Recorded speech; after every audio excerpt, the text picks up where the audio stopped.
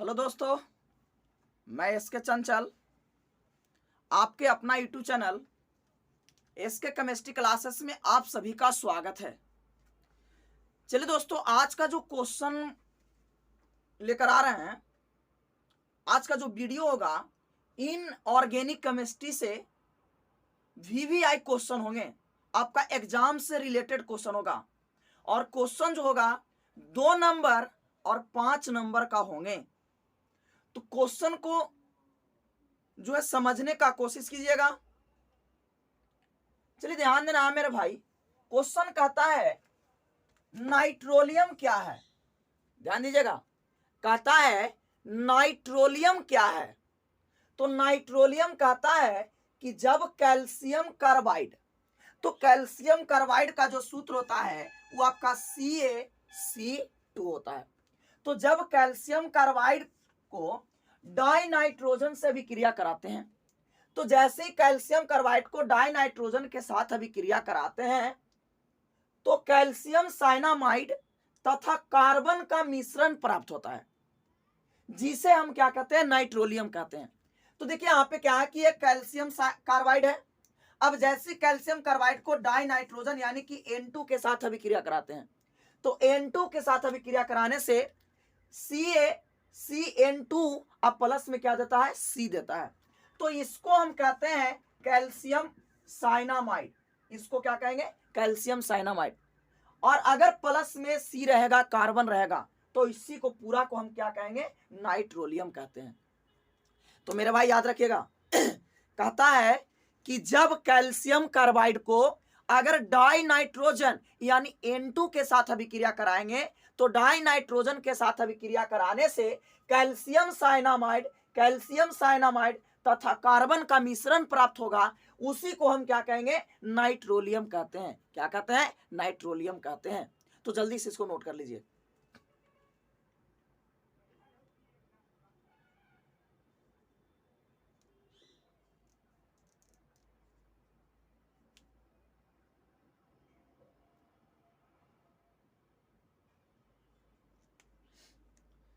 चलिए, तो यहां पे थोड़ा सा और ध्यान दीजिएगा। कहता है कि पुनः जो है कैल्शियम साइनामाइड यानी CaCN2 अगर ये जल से भी क्रिया करेगा यानी H2O से भी क्रिया करेगा, तो जैसे ही जल से भी क्रिया करेगा तो ये निर्माण करता है कैल्शियम कार्बोनेट। अब प्लस में देता है क्या चीज, NH3 का निर्माण करता है। तो ध्यान देना है मेरे भाई, कहता है कि पुनः कैल्शियम जो है यहाँ पे साइनामाइड जो है अगर जल से भी क्रिया करेगा, तो जल से भी क्रिया करने पर कैल्शियम कार्बोनेट प्लस NH3 का निर्माण करता है। कंप्लीट हो गया।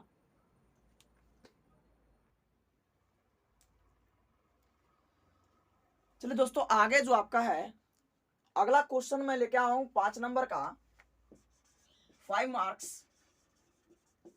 वो आपका है अमोनिया। क्या है, अमोनिया। देखिए मेरे भाई, कहता है अमोनिया है ना। पहले समझेंगे कि अमोनिया का मॉलिक्यूलर फार्मूला यानी अणुसूत्र क्या होता है। तो अमोनिया का जो अणुसूत्र होते हैं वो NH3 होता है। क्या होता है, NH3 होता है। देखिए इसका स्ट्रक्चर फार्मूला, संरचना, इसका सूत्र जो होती है वो नाइट्रोजन से 3 हाइड्रोजन जुड़ेंगे। अगर इसका लॉन पेयर की बात करते हैं यानी लॉन पेयर की अगर संख्या देखें तो इसमें 1 लॉन पेयर होंगे। अगर बॉन्ड पेयर की बात करते हैं तो बॉन्ड पेयर की संख्या 3 होगा। यानी कितने ही बॉन्ड बनाता है, तो बॉन्ड पेयर की संख्या 3 होगी। अगर हम परासंकरण की बात करें, परासंकरण का इंग्लिश होता है हाइब्रिडाइजेशन। हाइब्रिडाइजेशन जो होगी वो आपका sp3 होगा। क्या होगा, sp3 होगा। देखिए मेरे भाई, कहता है क्वेश्चन में कि प्रयोगशाला विधि के द्वारा अमोनिया बनाने की विधि का क्या करें, वर्णन करें। तो प्रयोगशाला में अमोनिया बनाने की विधि का क्या करें, वर्णन करें। देखिए एकदम सिंपल मेथड है।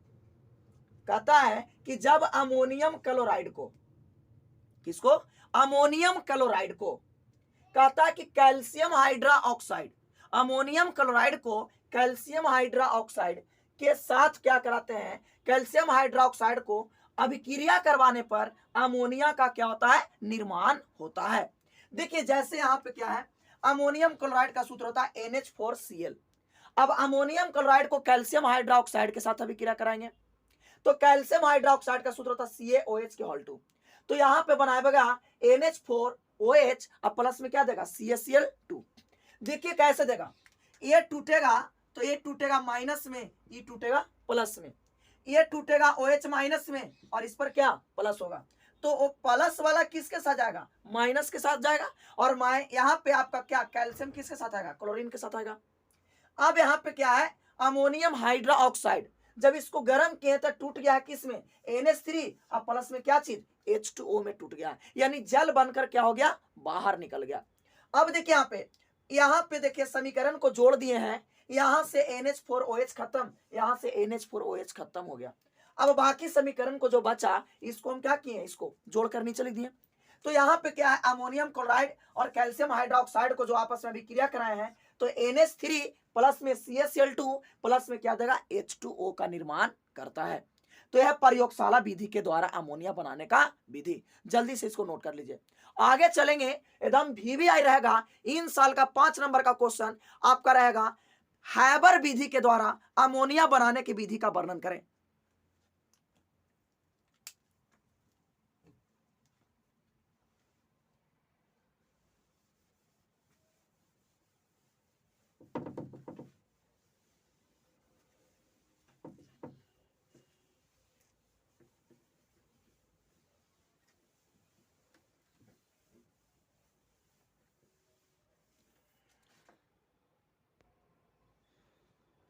चलिए दोस्तों आगे है अमोनिया। देखिए एकदम VVI क्वेश्चन है, इसको एकदम VVI कर दीजिएगा एकदम।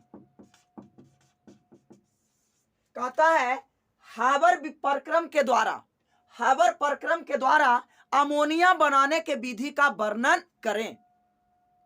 तो हैबर प्रक्रम के द्वारा अमोनिया बनाने की विधि का वर्णन करने के लिए कहेगा तो दम मेरे भाई दम सिंपल मेथड है, कोई ज्यादा नहीं, सिर्फ रिएक्शन को समझ लीजिए, आप एकदम डिफिनेशन ऐसे लिख दीजिएगा। देखिए कहता है कि व्यापक स्तर, व्यापक स्तर क्या है हैबर विधि के द्वारा। तो देखिए हैबर विधि क्या है, कहता कि व्यापक स्तर पर अमोनिया का जो संश्लेषण करते हैं हैबर प्रक्रम के द्वारा किया जाता है। व्यापक का मतलब क्या होता है, तो व्यापक का मतलब होता है व्यापार करने के माध्यम से, यानी व्यापार करने के माध्यम का मतलब होता है बेचने के माध्यम से। तो व्यापार करने के माध्यम से जो है हम क्या करते हैं कि नाइट्रोजन को क्या करते हैं हाइड्रोजन के साथ, कहता है कि आयरन ऑक्साइड यानी Fe2O3 आयरन ऑक्साइड उत्प्रेरक के उपस्थिति में 200 वायुमंडलीय दाब तथा 700 केल्विन ताप पर जब इसको अभिक्रिया कराते हैं तो अभिक्रिया कराने से अमोनिया का क्या होता है, निर्माण होता है। फिर से मेरे भाई एक बार ध्यान दीजिएगा, कहता है व्यापक स्तर पर अमोनिया का संश्लेषण हैबर प्रक्रम के द्वारा किया जाता है। कहता है इस विधि में नाइट्रोजन को हाइड्रोजन के साथ आयरन ऑक्साइड यानी Fe2O3 उत्प्रेरक के उपस्थिति में 200 वायुमंडलीय दाब तथा 700 केल्विन ताप पर जब अभिक्रिया कराते हैं तो अभिक्रिया कराने से अमोनिया का निर्माण होता है। अब आ जाता है मेरे भाई इसका भौतिक गुण पर, इसका भौतिक गुण क्या है। अब इसका भौतिक गुण में समझ लेते हैं, इसका भौतिक गुण क्या है। तो देखिए अमोनिया जो होती है वो रंगहीन होता है, रंगहीन कहने का मतलब है रंगहीन, है ना, तो रंगहीन कहने का मतलब होता है कि इसमें कोई रंग नहीं होता है। दूसरा कहता है इसका जो गंध होती है, क्या होती है, गंध, गंध जो होगा वो तीक्ष्ण होता है, तीक्ष्ण का मतलब होता है कि हल्का तीखा नहीं लगेगा।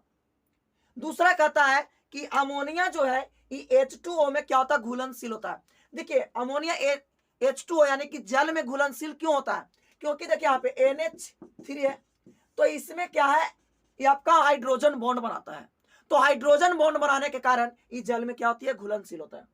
देखिए इसका जो बॉइलिंग पॉइंट होती है वो आपका 293 यानी कि 239.5 केल्विन होता है। इसका बॉइलिंग पॉइंट कितना होगा, 239.5 केल्विन, जबकि इसका फ्रीजिंग पॉइंट जो होती है वो 195 केल्विन होता है। फ्रीजिंग पॉइंट का मतलब होता है जमनांक, है ना, जमने की जो सीमा होती है वो 195 केल्विन होती है। जबकि बॉइलिंग पॉइंट इसका क्वथनांक की बात करते हैं तो 239.5 केल्विन होती है। अगला नंबर कहता है कि यह क्षारीय होता है। कैसा होता है? यह क्षारीय होता है, और क्षारीय होगा तो लाल लिटमस पत्र को क्या कर देगा? नीला कर देता है। यह क्षारीय होता है और लाल लिटमस पत्र को क्या करता है? नीला कर देता है। तो ये मेरे भाई ये अमोनिया था हैबर विधि के द्वारा, और इसका भौतिक गुण। अब आगे की ओर चलेंगे मेरे भाई, रासायनिक गुण में चलेंगे, तो जल्दी से इसका नोट कर लीजिएगा।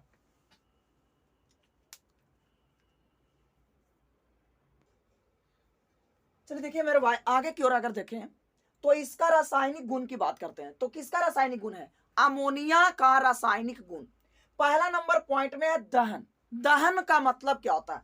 तो दहन का मतलब होता है जलाना। तो जलाएंगे कब? तो वायु की उपस्थिति में, यही ना। तो देखिए कहता है कि अमोनिया के दहन के फलस्वरूप, तो अमोनिया के दहन के फलस्वरूप N2 तथा H2O का क्या करता है? निर्माण करता है। यानी अमोनिया को दहन करेंगे, जलाएंगे, तो जलाने से N2 और H2O का क्या करेगा? निर्माण करेगा। पहला नंबर पॉइंट हुआ। दूसरा नंबर पॉइंट है ऑक्सीकरण। कहता है कि जब अमोनिया का ऑक्सीकरण करते हैं तो अमोनिया के ऑक्सीकरण के फलस्वरूप जो है नाइट्रिक ऑक्साइड प्लस क्या देता है? H2O का निर्माण करता है, यानी जलवाष्प का निर्माण करता है। तो ध्यान देना मेरा भाई, ऑक्सीकरण। तो ऑक्सीकरण का मतलब क्या होता है? आप पढ़े हैं ऑक्सीकरण अपकरण कि वो ऐसा अभिक्रिया है जिसमें ऑक्सीजन का संयोग होता है, तो उसे ऑक्सीकरण अभिक्रिया कहते हैं। तो ऑक्सीकरण कहता है कि अमोनिया के ऑक्सीकरण के फलस्वरूप नाइट्रिक ऑक्साइड और किसका निर्माण करेगा? जलवाष्प का निर्माण करता है। अगला नंबर पॉइंट है, दूसरा नंबर पॉइंट है, कहता है कि जब अमोनिया को, है ना, जब अमोनिया को जल के साथ अभिक्रिया कराते हैं तो जल के साथ अभिक्रिया कराने से अमोनियम हाइड्रोक्साइड का निर्माण करता है। यह बताता है अमोनिया के क्षारीय गुण को दर्शाएगा।